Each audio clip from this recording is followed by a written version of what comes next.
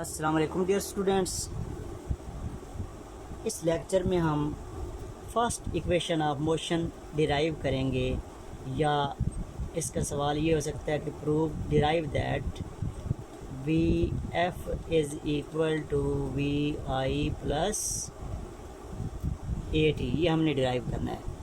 अगर आप ग्राफ को देखें तो हमारे पास एक ऑब्जेक्ट है जो कि डिस्टेंस कवर करता है A B.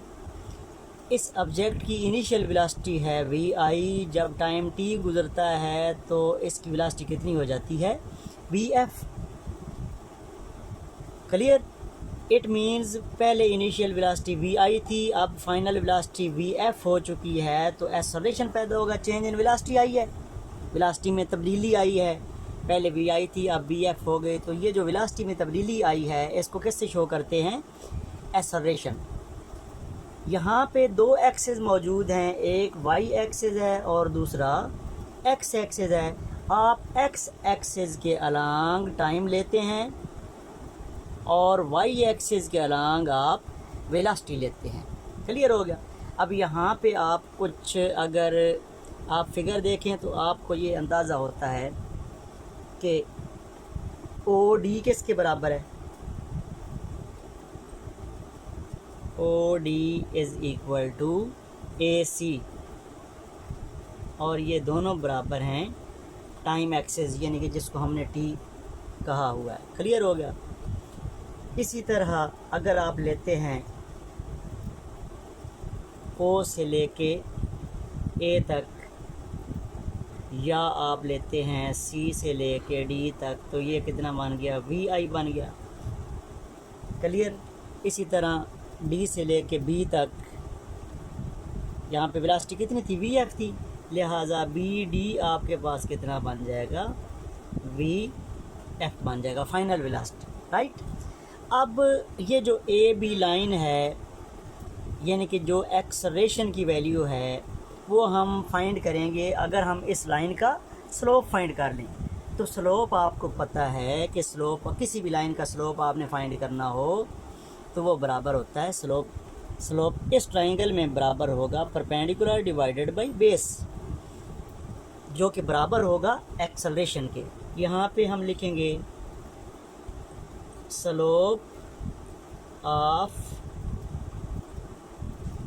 Line A B is equal to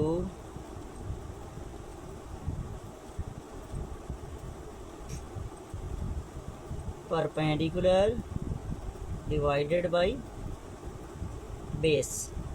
अब यहाँ पे आप परपेंडिकुलर बताएं इस ट्राइंगल में, तो परपेंडिकुलर कितना है, बी सी,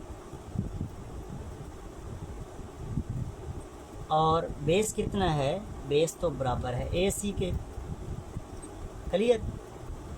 आप मुझे ये बताएं, बी सी को हम इन टर्म्स ऑफ, ये बी सी चूँकि वाई एक्सेस भी आ रहा है और वाई एक्सेस के अलांग हमने वेलोसिटी ली है, लेकिन बी सी की वेलोसिटी क्या है, अगर आप बी सी देखें तो इसको हमने इन टर्म्स ऑफ वेलोसिटी बनाना है, क्योंकि वाई एक्सेस वेलोसिटी के अलांग है, वेलोसिटी जो है ना वो वाई एक्सेस के अलांग है। तो बी सी को हम लिख सकते हैं, बी सी ये स्मॉल डिस्टेंस है, और इसको हम लिख सकते हैं B D minus C D, B D minus C D divided by A C. अभी मैंने आपको बताया है कि ये जो ए सी है ये रेक्टेंगल की एक साइड है और इसकी मुखालिफ साइड ओ डी है, और दोनों के इसके बराबर होंगी। अगर ये टी है तो ये भी कितनी होगी, टी होगी। इसीलिए हम कह सकते हैं कि ए सी किसके बराबर, ओ डी के बराबर। और यहाँ पे स्लोप ऑफ लाइन को तो हम एक्सेलरेशन से शो करते हैं, लिहाजा ए की वैल्यू ये आ गई।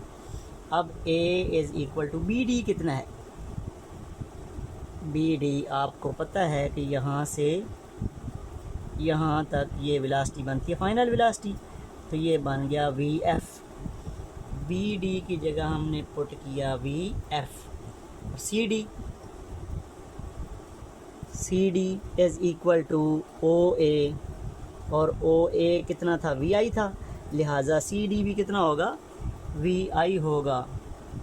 Divided by O D. O D X axis के अलांग है और एक्स एक्सिस के अलांग हमने टाइम लिया है, लिहाजा यहाँ पे क्या बन गया, टी बन गया। अब यहाँ पे आप क्रॉस मल्टीप्लाई करें तो क्या बना, A multiplied by T is equal to V F minus V I. Minus वाली टर्म दूसरी साइड पे शिफ्ट करें तो ये बनेगा V F is equal to V I plus A T, और इसको हम लिख सकते हैं V F is equal to V I plus A T. ये आपकी first equation of motion derive हो गई। Thank you.